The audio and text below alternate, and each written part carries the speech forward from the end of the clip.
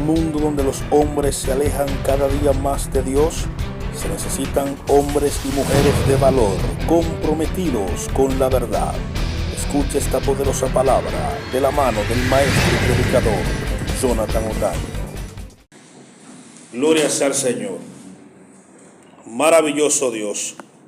En esta hora, mis hermanos, yo con motivo de las fiestas que van a ser celebradas ya en estos días, voy a hablar acerca del nacimiento de nuestro Salvador. Vamos a aprovechar la época, vamos a aprovechar y dar algunas informaciones, y es bueno siempre hablar en esta época del nacimiento de nuestro Salvador. Amén. Entonces le voy a pedir, vamos a tomar como referencia dos textos o dos libros, el libro de Mateo y el libro de Lucas. Vamos a leer en Mateo capítulo 1, versículo 18 al 25. Mateo capítulo 1, versículo 18 al 25.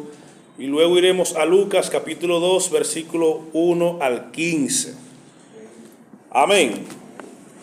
Mateo 1, del 18 al 25, y Lucas 2, del 1 al 15. Y vamos a leer la palabra en el nombre del Padre, del Hijo y del Espíritu Santo. Amén. Dice así: el nacimiento de Jesucristo fue así. Estando desposada María su madre con José, antes que se juntasen, se halló que había concebido del Espíritu Santo. José, su marido, como era justo y no quería difamarla, quiso dejarla secretamente. Y pensando en esto, he aquí un ángel del Señor le apareció en sueño y le dijo: José, hijo de David, no temas recibir a María tu mujer, porque lo que en ella es engendrado del Espíritu Santo es. Y dará a luz un hijo, y llamará su nombre Jesús, porque él salvará a su pueblo de sus pecados. Todo esto aconteció para que se cumpliese lo dicho por el Señor por medio del profeta, cuando dijo: he aquí una virgen concebirá y dará a luz un hijo, y llamará su nombre Emmanuel, que traducido es Dios con nosotros. Y despertando José del sueño, hizo como el ángel del Señor le había mandado, y recibió a su mujer, pero no la conoció hasta que dio a luz a su hijo primogénito, y le puso por nombre Jesús. Vamos a Lucas ahora capítulo 2, versículo 1 en adelante. También relata el nacimiento de Jesús. Dice: aconteció en aquellos días que se promulgó un edicto de parte de Augusto César, que todo el mundo fuese empadronado. Este primer censo se hizo siendo Cireneo gobernador de Siria. E iban todos para ser empadronados, cada uno por su ciudad. José subió a Galilea, en la ciudad de Nazaret, a Judea, a la ciudad de David, que se llamaba Belén, por cuanto era la casa de la familia de David, para ser empadronado con María su mujer, desposada con él, la cual estaba encinta. Y aconteció que estando ellos allí, se cumplieron los días de su alumbramiento, y dio a luz a su hijo primogénito, y lo envolvió en pañales y lo acostó en un pesebre, porque no había lugar para ellos en el mesón. Había pastores en la misma región que velaban y guardaban la vigilia de la noche sobre su rebaño. Y aquí se le presentó un ángel del Señor, y la gloria del Señor los rodeó de resplandor, y tuvieron gran temor.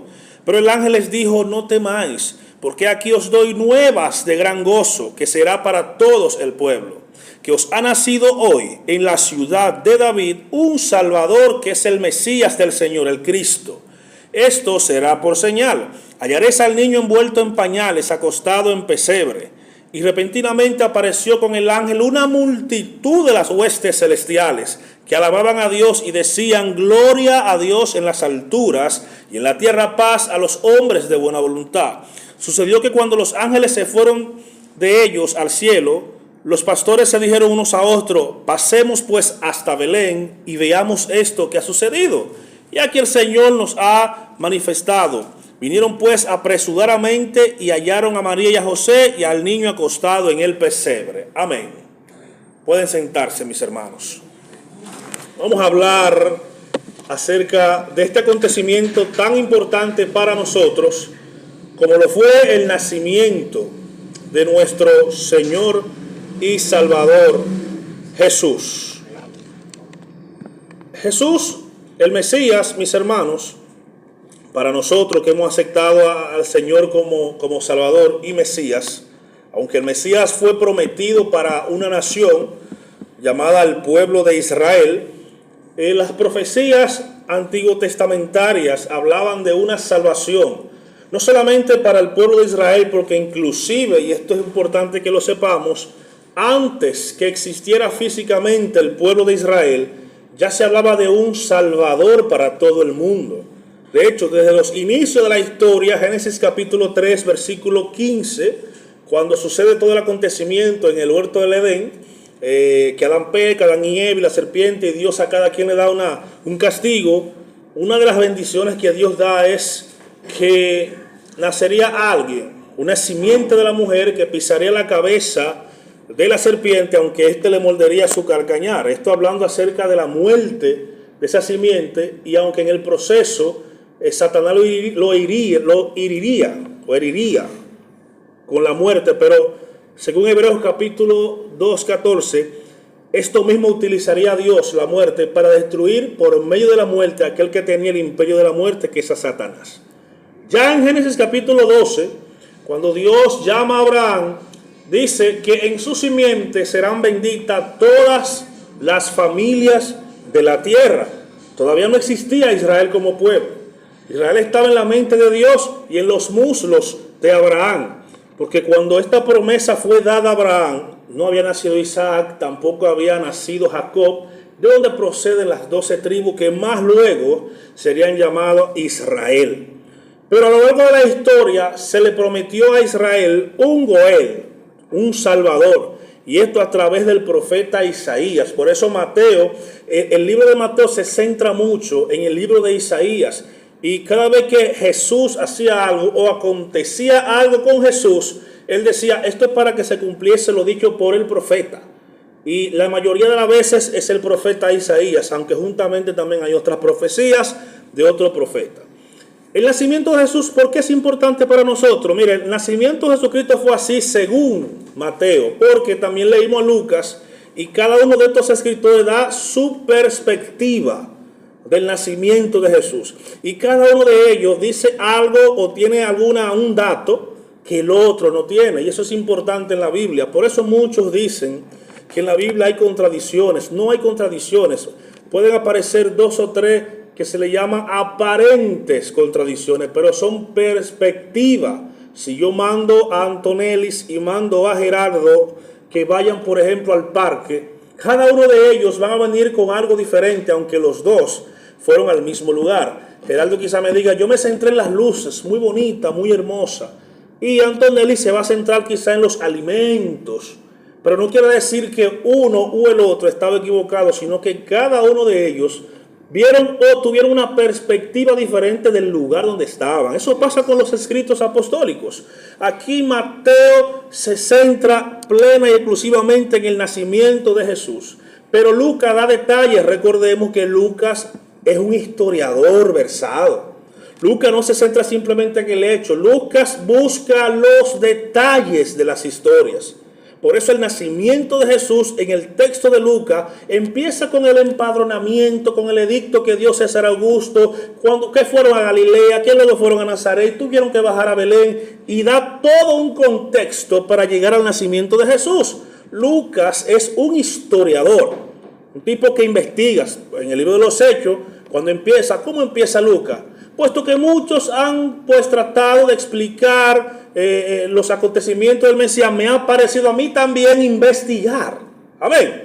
Entonces aquí Mateo dice que estando desposada María, la madre de su madre, con José, antes que se juntasen, se halló que María estaba embarazada. Y esto suena bonito cuando lo leemos, pero esto es un problema serio, mis hermanos.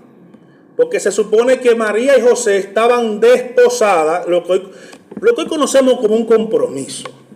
Aunque en la ley de Israel, un desposorio es un casamiento. Lo que faltaba era que se juntase. Pero se le daba un tiempo de 1 año máximo. ¿Para qué? Para que el hombre proteja su hogar, como decimos aquí. Porque para tú poder pedir la mano de una doncella en la cultura de Israel y en todo el Medio Oriente, hay una serie de requisitos. Una de ellas era que tú le demuestres al padre de la muchacha que tú tienes un hogar y un sustento. No así hoy en día, que el requisito nada más es que él me quiera. Y ya. No. Anteriormente José tenía que demostrar que él tenía un oficio para poder mantener a María, que él tenía un hogar y cumplía el hecho de que aunque estaban desposados, o sea, estaban comprometidos ante la ley, estaban casados, aunque no podían tener relaciones sexuales. Por eso se arma este alboroto. Ay Dios, María sale embarazada estando desposada. El texto dice que es por obra y gracia del Espíritu Santo. José, dice el texto en el versículo 19, su marido.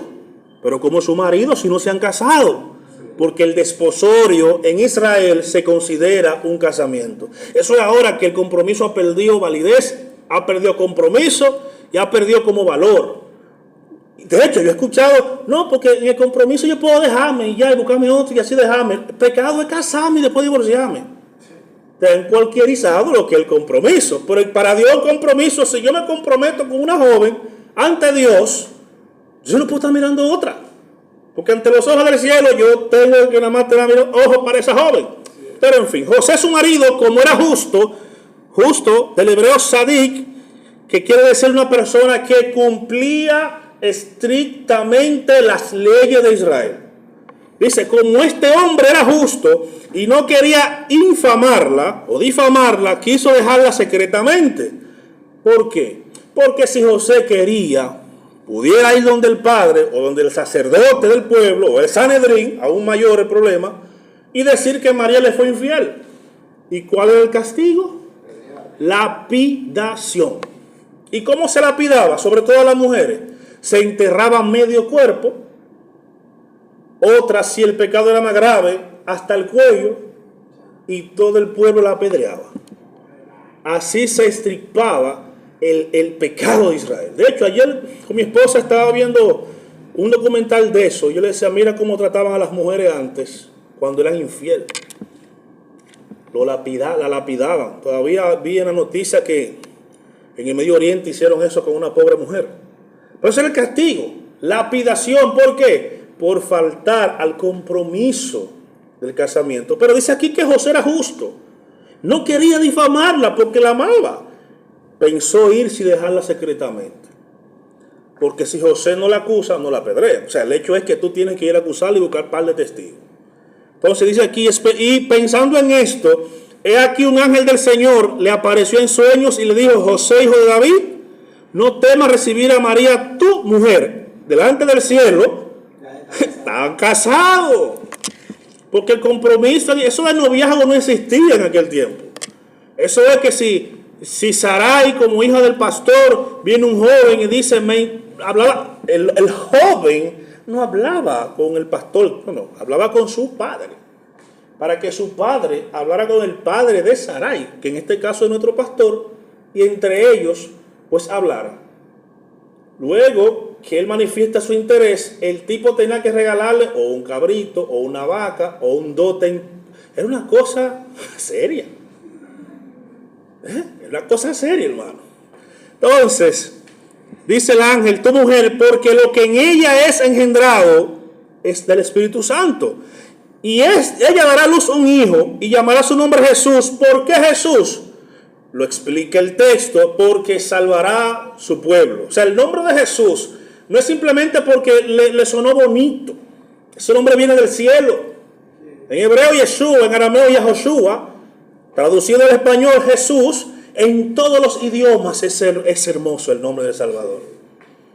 Jesus en inglés. Jesus. Creo que en latín. Isha en árabe. ¿Cómo que se dice en haitiano? Bonje Dios. Jesús. Llamará su nombre, pondrá su nombre Jesús, Porque aquí hemos aprendido, hermano, que los nombres en Israel tienen tres cosas. Y una de esas tres cosas es propósito. Y el propósito detrás del nombre de Jesús es que Él sería el Salvador del pueblo. Entonces, todo esto aconteció ¿para qué? Para que se cumpliese lo dicho por el profeta Isaías. ¿Quién me lea Isaías 7:14? Isaías 7:14. He aquí una virgen. ¿Quién lo lee? Isaías 7:14.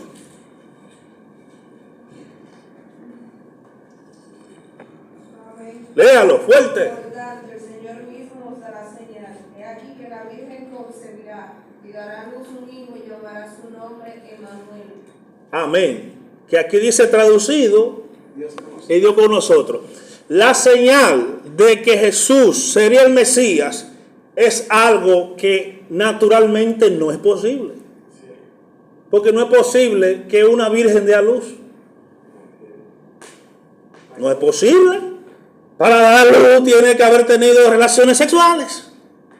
Por lo menos naturalmente. Por eso el profeta dice aquí, y esto le será por señal al pueblo. He aquí una virgen. Debieron pensar, pero ve acá, ¿cómo que una virgen dará luz? No puede ser.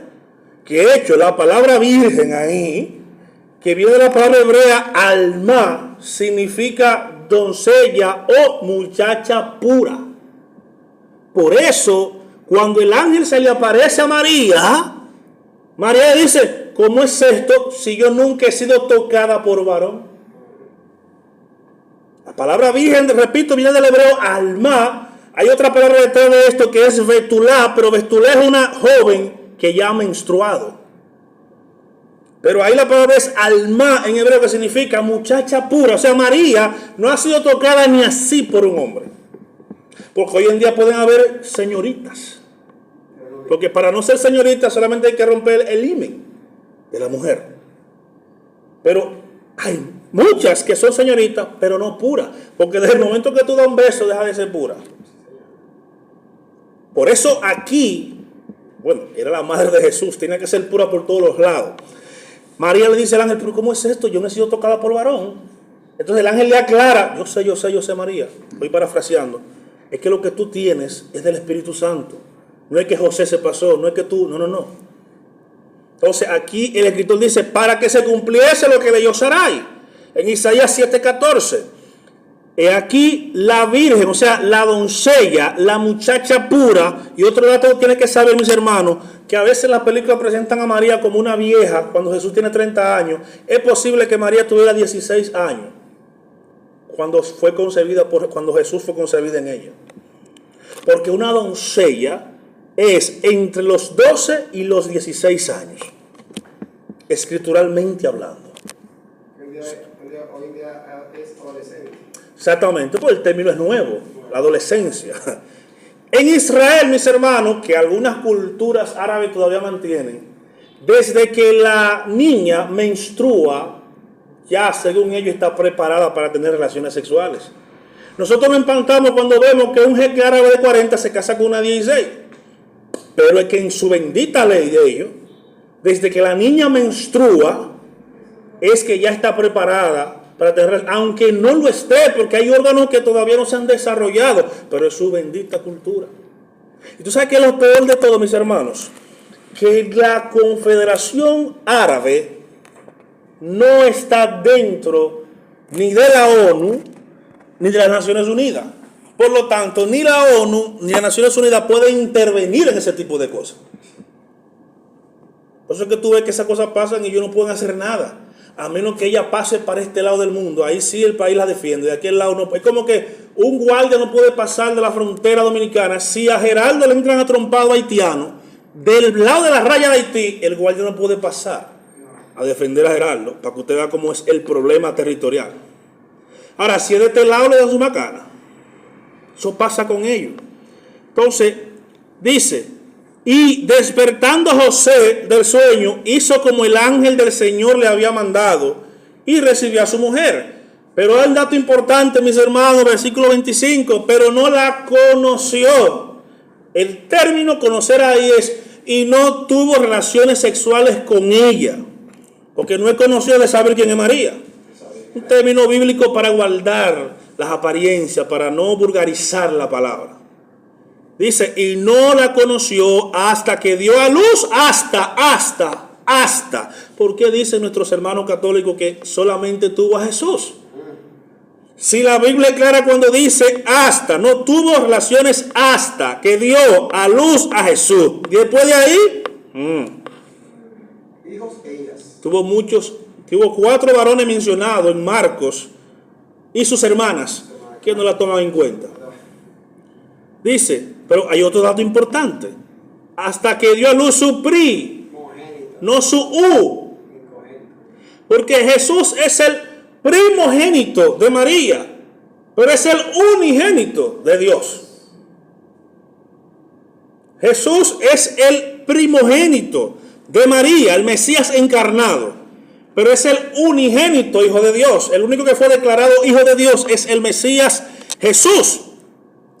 Dice, y le puso por nombre Jesús. Y vamos a ir ahora a Lucas rapidito, porque es un poco largo yo sé, pero por 2 datos importantes. Dice, hay una controversia en saber, y lo he visto con algunos maestros ya académicos, de dónde Jesús. Porque toda la historia se dice Jesús de Nazaret, no Jesús de Belén. Jesús nació en Belén. Nació en Belén para que se cumpliese única y exclusivamente la profecía de que en la ciudad de David, según Miqueas, las más pequeñas de todas las ciudades, nacería quien sería su príncipe, en este caso Jesús. Jesús se muda muy pequeño a Nazaret, ahí se cría, y usted es de donde se críe, aunque nazca en otro lugar. Tú puedes nacer en la capital. Si te criaste en Palenque, usted es palenquera. Aunque su cédula diga capital. Porque usted lo reconocen por el lugar que es. Donde usted crece, ahí está su cultura, su idiosincrasia, su religión, todo. Por eso hay gente que tiene que aclarar. Por ejemplo, yo soy de Barahona. Aunque tengo 12 años aquí, soy baronero, pero yo me crié en Barahona. Yo aquí estoy de peregrino y extranjero. Pero si yo hubiese nacido en Barahona y al año me mudo para acá, aunque mi cédula diga Barahona, sería capitaleño por el hecho de criarme en Santo Domingo. Entonces, ¿qué pasó en el nacimiento de Jesús? Aconteció que en los días, todo eso que Dios puso en el corazón de Augusto César, crear este empadronamiento simple y llanamente para que se cumpliese las escrituras de que Jesús tenía que nacer en Belén. O sea, hay cosas que Dios hace en nuestra vida y en el entorno que la permite para que ciertas cosas se cumplan en nuestras vidas. Dice aquí, y José subió a Galilea, de la ciudad de Nazaret, a Judea, a la ciudad de David, que se llama Belén, por cuanto era la casa de David, para ser empadronado con María su mujer, desposada con él, la cual estaba encinta, embarazada. Y aconteció estando ellos allí, que se cumplieron los días de su alumbramiento, y dio a luz a su hijo primogénito, y lo envolvió en pañales, y lo acostó en un pesebre, porque no había lugar para ellos en el mesón. ¿Por qué no había lugar para ellos en el mesón? Esto es muy importante, mis hermanos. Y hay una controversia muy grande. ¿Cuándo nació Jesús? Sí. En la Biblia, mis hermanos, el nacimiento no es importante, sino la muerte. Debe encontrar poca. Yo creo que las únicas 2 referencias de un cumpleaños en la Biblia son de 2 personas que eran enemigos de Dios, por cierto. Y no quiere decir que el cumpleaños es malo ni celebrarlo tampoco. El hecho es que en la Biblia no es importante el nacimiento, porque hay divisiones. ¿Cuándo nació Jesús? Si en diciembre, si en septiembre. Lo hecho es que es difícil. Es difícil que sea en diciembre. Vamos leyendo. Habían pastores en la misma región que velaban y guardaban la vigilia de la noche sobre su rebaño. Recordemos que hay 2 tipos de vigilia. Israel tenía 3 y Roma tenía 4 vigilias.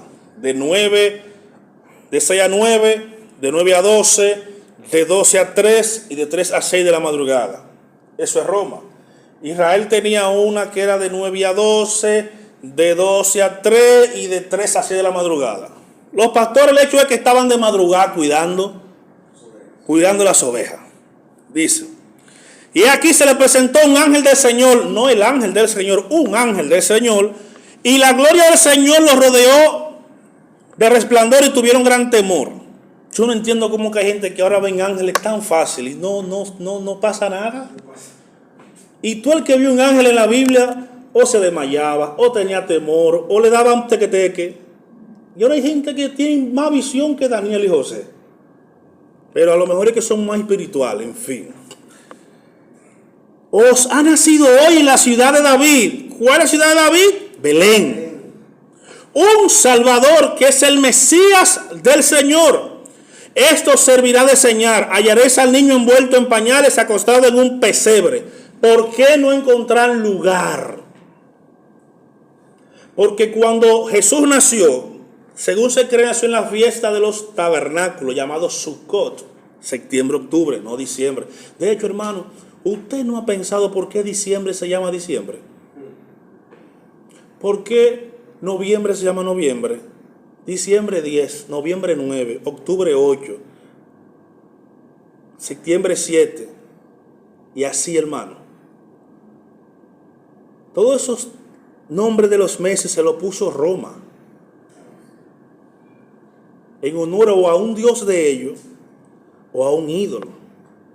De hecho, Roma hizo lo mismo que hizo Grecia. Cuando Grecia conquistaba una nación y llegaba a esa nación y esa nación tenía un ídolo, preguntaba: ¿cuál es el ídolo mayor de aquí? Vamos a poner Tutankamón. Pues ya no es Tutankamón, ahora es Zeus. Y en vez de eliminar el ídolo, implantaban el de ellos. Entonces, cuando Roma conquista Grecia, hizo lo mismo. ¿Cuál es el ídolo mayor aquí? Zeus. Ahora es Saturno. Júpiter. No eliminaba a Zeus, ahora puso Júpiter. Entonces, hermano, cuando Jesús nació en una fiesta de las 7 fiestas que había en Israel. Levítico capítulo 23. Una de esas fiestas es la fiesta de los tabernáculos. Por eso Juan 1:14, ¿qué dice? ¿Quién lo lee? Juan 1:14, no 12. 1:14. Juan 1:14. ¿Qué dice? Y aquel verbo fue hecho carne y habitó entre nosotros y vimos su gloria como el unigénito del Padre. La palabra ahí, habitó, viene del hebreo Sukkot, que significa tabernáculo. En otras palabras, Juan está diciendo: aquel verbo hizo tabernáculo con nosotros, que es la misma palabra que está detrás de Emmanuel, Dios con nosotros. ¿Por qué no encontraron lugar en el mesón? Bueno, lugar para quedarse. Porque hay 3 fiestas en Israel: tabernáculo, primicias y Pascua, donde todo varón de familia tiene que subir allá. Como estaba todo lleno por la cantidad de gente, no encontraron lugar. Y la tradición católica, para desligarse de la cultura judía, eliminó lo que era Sukkot o tabernáculo e inventó un pesebre. Que Jesús nació entre vacas y puercos. Pero eso no lo dice la Biblia. Y nosotros, los seres humanos, como somos tan tradicionalistas, aceptamos todo tipo de tradición sin cuestionarlo. O no sé si usted ha escuchado la historia de una mujer que cortaba siempre los bordes del pan antes de tostarlo. Y lo cortaba antes de tostarlo. La hija le pregunta: mami, ¿por qué tú cortas los bordes del pan cuando lo vas a tostar? Porque mami lo hacía. Cuando le pregunta a la abuela: ¿por qué lo hacía? Porque mi bisabuela lo hacía. Cuando le preguntan a la bisabuela: ¿y por qué tú lo hacías? Es que el pan era tan grande que tenía que cortar los bordes. Y no me cabía en el caldero. Entonces, habían pasado 4 generaciones haciendo lo mismo sin saber por qué se hacía. Y cuando llegaron al origen de eso, era porque no le cabía el pan en el caldero y ella cortaba los bordes. Así pasa con todas nuestras vidas. Celebramos a Jesús el 25 de diciembre porque un emperador en el 325 decidió que la cristiandad sería una religión pública. Y la Iglesia Católica hizo lo mismo que hizo Roma. En Roma se celebraba el 25 de diciembre la fiesta de la Saturnalia, que era una fiesta al dios pagano, al dios Saturno. Y para combatir esa fiesta pagana, se estableció por ley que Jesús nacería ese 25 de diciembre para combatir esa fiesta pagana. No me crean a mí, usted investigue. Desde el 325 y luego se confirmó en el Concilio de Trento, en el 426 por ahí, hasta nuestros días, Jesús nació el 25 de diciembre.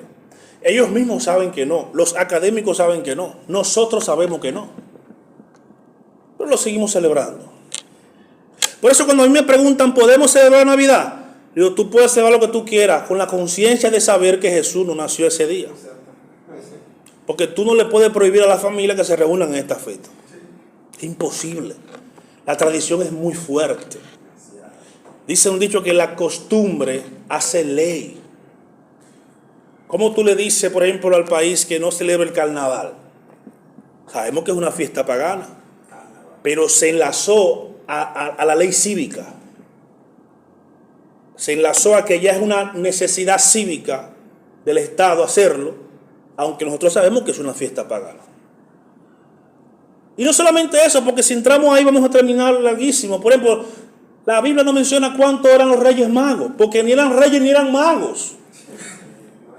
Primero no eran reyes, eran sabios de Oriente, conocedores de las estrellas, de los astros y de las escrituras, que vienen de la escuela de Daniel 506 años antes de Cristo. Daniel se quedó en Babilonia estudiando las escrituras y combinando las leyes del cielo. Por eso, esos que venían desde el oriente, de Babilonia, sabían que había una promesa en en Génesis 49, que se le dijo a Jacob que una estrella nacería, hablando de Jesús, del Mesías. Esa estrella que ellos vieron, que era Saturno combinado con otro planeta, que brilló más de la cuenta, porque si usted no sabía, investigue, que el 23 y el 24 de diciembre, el sol brilla más que todo el año, y ese día se extiende, y no solamente Roma celebraba el 25 de diciembre al dios Saturno, sino que los egipcios, los babilónicos, los persas, los sirios y otras naciones se dieron cuenta de este fenómeno, y cada uno de ellos impuso que su dios líder, naciera ese día. La iglesia hizo lo mismo. Vamos a combatir fuego con fuego. La iglesia en Roma, no vamos a celebrar a Júpiter, vamos a imponer que Jesús nació el 25 y punto. En cierta medida a ellos les funcionó, porque el paganismo desapareció de Roma en cierta medida, porque luego volvieron y peores. Cada concilio que hacía la iglesia católica inventaba algo nuevo. En los últimos concilios ya inventaron que hasta María resucitó en carne y hueso y está sentada a la diestra del Padre junto con Jesús. Eso está ahí, hermano. Por eso es que a los católicos tú no le vas a sacar a María nunca, porque en su doctrina y en su catecismo está como ley y mandamiento. Entonces, seguimos diciendo. Sucedió que cuando los ángeles se fueron de ellos al cielo, los pastores se dijeron unos a otros, pasemos a ver si es verdad esta cuestión y veamos esto que ha sucedido y que el Señor nos ha manifestado. Vinieron pues apresuradamente y hallaron a María y a José y al niño, efectivamente, como dijeron ellos. Y al verlo, dieron a conocer lo que se le había dicho acerca del niño. Y todos los que oyeron se maravillaron de lo que decían los pastores. Una cosa estaba sucediendo por allá y otra por acá. Ahora, hermano, como yo le dije a alguien ahorita, lo importante de todo esto es que Jesús nació. Yo no sé el día específico, pero lo importante es que nació, y no solamente que nació, lo más importante es que murió. Pero más importante aún es que resucitó. Porque Pablo dice que si Cristo no resucita, vana es nuestra predicación. Un falso Mesías más de lo tanto que aparecía en esa época. Porque no vamos ahora a dividir, por ejemplo, esta época tiene mucho beneficio, gracias a Dios. Yo siempre doy gracias a Dios por los católicos, porque han inventado muchos días libres. Sí. El día primero, las naciones celebran el año nuevo. Y la gente no sabe que eso fue implantado por Roma, en celebración al dios Janus, que tiene dos caras, del año que se va y el año que viene. Pero celebramos el Día de Reyes. ¿Quién le quita a un niño? esos reyes. La tradición es muy fuerte. Pero tenemos que estar claros como cristianos, hijos de Dios, que ni eran magos, porque la magia no es aceptada por Dios, ni Dios va a permitir que magos le den regalo a su Hijo Santo. Ni eran 3 ni 4, y encima le pusieron el nombre Bartachar, Melchor y Gaspar. Eso no lo dice la Biblia. Eran sabios de Oriente que estudiaban los astros. Y al ver que ese astro brilló más de la cuenta, dice, pero esto es lo que está profetizado en Génesis capítulo 49, y nacerá la estrella de Jacob, y el cetro jamás se quitará de sus manos. Que vienen de la escuela de Daniel, el profeta Daniel. Pero celebramos los reyes. Y si así seguimos, hermano, el año entero, es un problema. ¿Quién quita San Valentín? Lo que hizo San Valentín fue honorable. Si usted estudia la historia de San Valentín, fue honorable. Pero el problema es que la Iglesia Católica todo lo idolatra, lo canonizaron y lo hicieron santo. Todo lo que usted ve un san al principio tiene sello católico. San Nicolás, que viene siendo Santa Claus. San Valentín. De hecho, hasta la Semana Santa. Fíjese, hermano, que todo lo que es Semana Santa y Navidad es donde más pecado hay. Donde más desenfreno hay. Porque como yo decía, si la Navidad, el mundo la viera como realmente lo que los católicos quisieron que la viera, como el nacimiento de Jesús, en vez de estar en un dream bebiendo, tuvieran las iglesias llenas. Pero no, como no es un mandamiento de Dios, y Dios lo que no es mandamiento no lo respalda, por eso donde más muerte hay, más alcoholismo, más prostitución, más desenfreno es en Navidad y en Semana Santa. Pero tú lo ves el 21 de enero prendiendo una vela a María, y el 24 a la Mercedes. Entonces yo entiendo como que la iglesia ya tiene que ir sacudiéndose de todo este tipo de cosas y no participéis. Pablo dice, no participéis en las obras infructuosas de las tinieblas, antes bien reprenderla. Repito, yo no le digo a nadie que no se coma su morito, su pollo, su asunto. Todo tiene que ver con la conciencia y el nivel de revelación que Dios te ha dado. Por ejemplo, algunos esta fiesta no la celebran. Bendito sea Dios. Otros van a aprovechar y comerse eso. Bendito sea Dios. Amén. Lo que tú no puedes imponerle, la imposición no es de Dios, ni Jesús imponía. Jesús te enseña el camino. Pero es bueno conocer la historia de las cosas. Porque el orgullo de los católicos es, ellos se separan, pero igual hacen lo que nosotros querramos. Y es verdad. Celebramos San Valentín. Alguna iglesia decoran con corazoncito y dibujan angelitos que no existen. Pero se ven bonitos. Pero no es que sean bonitos, es obedecer a Dios como Él manda. Esta fiesta nos deben recordar que Jesús nació, es verdad. ¿Cuándo? No sé, pero nació. Ni siquiera su muerte segura, porque el calendario varía. No toda la semana cae la misma fecha.